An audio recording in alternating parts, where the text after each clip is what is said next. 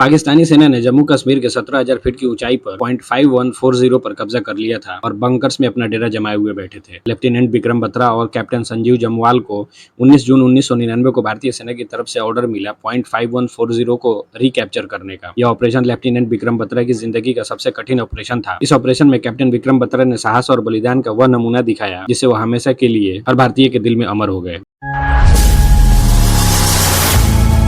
9 सितंबर 1974 को हिमाचल प्रदेश के पालमपुर में विक्रम बत्रा का जन्म हुआ। विक्रम बत्रा जुड़वा थे और उनके जुड़वा भाई विशाल बत्रा से 14 मिनट बड़े थे। विक्रम बत्रा की प्राइमरी और हाई स्कूलिंग पालमपुर के सेंट्रल स्कूल से हुई। डीवी कॉलेज चंडीगढ़ से उन्होंने बीएससी मेडिकल साइंसेज किया और इसी दौरान उन्होंने एनसीसी भी ज्वाइन कर लिया। 1995 में जब वो ग्रेजुएशन 3rd ईयर में थे, उनका सिलेक्शन मर्चेंट नेवी में हो गया, लेकिन उन्होंने ज्वाइन नहीं किया। इसी साल ग्रेजुएशन कंप्लीट करने के बाद उन्होंने पंजाब यूनिवर्सिटी में एमए इंग्लिश कोर्स में एडमिशन ले लिया ताकि वह कंबाइंड डिफेंस सर्विसेज की तैयारी कर सके। 1996 में उन्होंने कंबाइंड डिफेंस सर्विसेज की एग्जाम पास कर लिया। एमए में सिर्फ 1 साल कंप्लीट करने के बाद उन्होंने पंजाब यूनिवर्सिटी छोड़ दिया और इंडियन मिलिट्री एकेडमी ज्वाइन कर लिया। यहाँ 19 महीने की ट्रेनिंग कोर्स कंप्लीट करने के बाद 6 दिसंबर 1997 को उन्होंने लेफ्टिनेंट के पद पर इंडियन आर्मी ज्वाइन किया। उन्हें जम्मू कश्मीर राइफल्स की 13वीं बटालियन में नियुक्त किया गया। उन्हें अपनी पहली पोस्टिंग जम्मू कश्मीर के बारामूला जिले के सोपोर में मिली, जो बहुत ही ज्यादा आतंकवादी गतिविधियों वाला क्षेत्र था। सोपोर में अपनी पोस्टिंग के दौरान कई बार विक्रम बत्रा की आतंकियों से मुठभेड़ हुई। इसी तरह एक मुठभेड़ में एक गोली विक्रम बत्रा के कंधे को छूते हुए निकल गई और उनके पीछे खड़े एक फौजी को लग गई, जिससे उस फौजी की मौत हो गई। विक्रम बत्रा पूरी रात उन आतंकियों से लड़ते रहे और सुबह तक सबको मार गिराया। 1999 में होली की छुट्टी मनाने के बाद जब उन्होंने अपना बटालियन ज्वाइन किया तो उनके बटालियन को शाहजहांपुर उत्तर प्रदेश जाने का आदेश मिला। हालांकि अभी बटालियन अपने डेस्टिनेशन पर पहुंची ही थी कि कारगिल युद्ध शुरू होने की वजह से उनकी तैनाती के आदेश बदल दिए गए और बटालियन को द्रोस जाने का आदेश मिला। 6 जून को बटालियन द्रोस पहुंच गई। वहां बटालियन को 56 माउंटेन ब्रिगेड की कमान के तहत रखा गया। 17 जून 1999 को विक्रम बत्रा और उनके बटालियन को .5140 कैप्चर करने का आदेश मिला। 18 जून को बटालियन ने .5140 की विस्तृत जानकारी ली। विक्रम बत्रा को बटालियन की डेल्टा कंपनी का चार्ज मिला। ब्रीफिंग के दौरान विक्रम बत्रा ने यह दिल मांगे मोर शब्द का चयन किया अपनी कंपनी के लिए सफलता के संकेत के रूप में। आर्टिलरी फायर की आड़ में 2 हमलावर कंपनियां बी&डी ने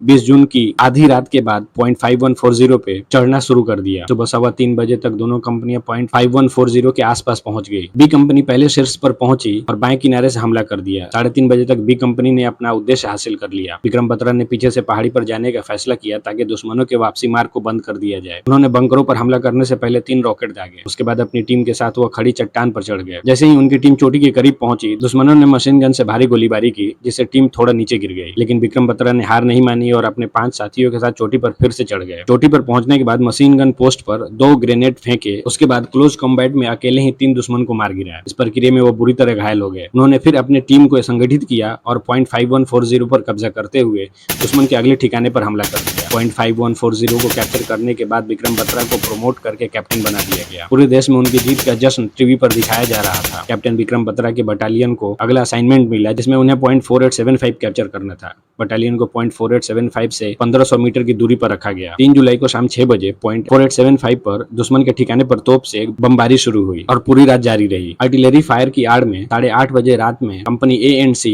.4875 पर चढ़ना शुरू कर दिया। कैप्टन विक्रम बत्रा मुश्कोहनुल्लाह के पास स्लीपिंग बैग में लेटे हुए थे और बुखार और थकान से पीड़ित थे। उनके कमांडिंग ऑफिसर ने उन्हें आराम करने का आदेश दिया था। चट्टानों के पीछे छिपे पाकिस्तानी सैनिकों ने स्नाइपर फायर और छोटे हथियारों से हमला करके दोनों A&C कंपनियों की चढ़ाई को रोक दिया था। 5 जुलाई को सुबह 10:15 बजे लेफ्टिनेंट कर्नल जोशी ने 2 फ्रैगेट मिसाइल दागे, जिससे दुश्मन के पोजीशंस बेअसर हो गए। दोपहर 1 बजे .4875 को इंडियन आर्मी ने कैप्चर कर लिया, लेकिन पाकिस्तानी आर्मी लगातार मशीन गन से उन पर फायर करती रही। एरिया फ्लैट टॉप को कैप्चर किए बिना .4875 पर सस्टेन करना मुश्किल था, लेकिन पाकिस्तानी आर्मी ने फाइट बैक करते हुए एरिया फ्लैट टॉप को फिर से अपने कब्जे में ले लिया। इस लड़ाई के दौरान कैप्टन नगप्पा गंभीर रूप से घायल हो गए। इस स्थिति का फायदा उठाकर पाकिस्तानियों ने तेजी से चढ़ाई शुरू कर दिया। विक्रम बत्रा इस सिचुएशन को बेस से ऑब्जर्व कर रहे थे। वो उठे और अपने कमांडिंग ऑफिसर से परमिशन मांगा कि उन्हें कमान संभालने का मौका मिले। कमांडिंग ऑफिसर न चाहते हुए भी विक्रम बत्रा को न रोक सके। विक्रम बत्रा अपने डेल्टा कंपनी के 25 आदमियों के साथ निकले और चढ़ाई शुरू कर दिया। .4875 पर मौजूद भारतीय सैनिकों ने जब वायरलेस पर यह मैसेज सुना कि शेर शाह आ रहा है, उनके अंदर खुशी और हिम्मत की एक लहर दौड़ गई। कैप्टन विक्रम बत्रा को उनकी हिम्मत और साहस की वजह से शेर शाह का नाम दिया गया था। कमांडर ने .4875 पर मौजूद भारतीय सैनिकों से कहा कि अपनी पकड़ मजबूत बनाए रखे जब तक शेर शाह नहीं पहुंच जाता। चढ़ाई के दौरान विक्रम बत्रा ने एक मशीन गन पोजीशन को स्पॉट किया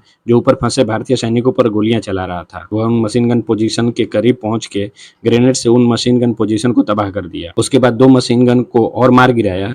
जब तक वो ऊपर पहुंचते दिन हो गया था। विक्रम बत्रा सूबेदार रघुनाथ सिंह और मेजर भट्ट के साथ स्थिति का जायजा लिया। इस दौरान उन्हें एहसास हुआ कि बाएं और दाएं से कोई रास्ता नहीं है, इसलिए उन्होंने दिन के उजाले में ही सीधा हमला करने का फैसला लिया। दुश्मनों के मशीन गनों और ग्रेनेड फायरिंग लॉन्चरों की भारी गोलीबारी के बीच विक्रम बत्रा अपने AK-47 से लगातार गोलीबारी करते हुए लंगर पर हमला किया। इस दौरान उन्हें गंभीर चोटें आईं, लेकिन आक्रमण जारी रखा और 5 पाकिस्तानी सैनिकों को मार गिराया। इस साहसपूर्ण हमले से पाकिस्तानी पीछे हटने लगे। हालांकि दुश्मन अभी भी गोलीबारी कर ही रहे थे। एक जूनियर कमीशन अधिकारी सहित 4 पाकिस्तानी सैनिक जो बाहर लड़ रहे भारतीय सैनिकों पर गोलीबारी कर रहे थे, विक्रम बत्रा ने अकेले ही आगे बढ़कर चारों पाकिस्तानी सैनिकों को मार गिराया। इस दौरान विक्रम बत्रा को एहसास हुआ कि उनके एक साथी को गोली लग गई है। उन्होंने सूबेदार रघुनाथ सिंह के साथ मिलकर उसे निकालने का निश्चय किया। विक्रम बत्रा ने घायल सैनिक को सुरक्षित स्थान पर खींचने के लिए खुद को दुश्मन की गोलीबारी के सामने उजागर कर दिया और इस प्रक्रिया में एक दुश्मन स्नाइपर ने उनके सीने में गोली मार दी। कुछ ही सेकंड बाद एक गोली उनके सिर में लग गई। विक्रम बत्रा घायल सैनिक के बगल में गिर गए और वहीं शहीद हो गए। 15 अगस्त 1999 को उन्हें परमवीर चक्र से सम्मानित किया गया। वीडियो अच्छी लगी हो तो प्लीज लाइक करें,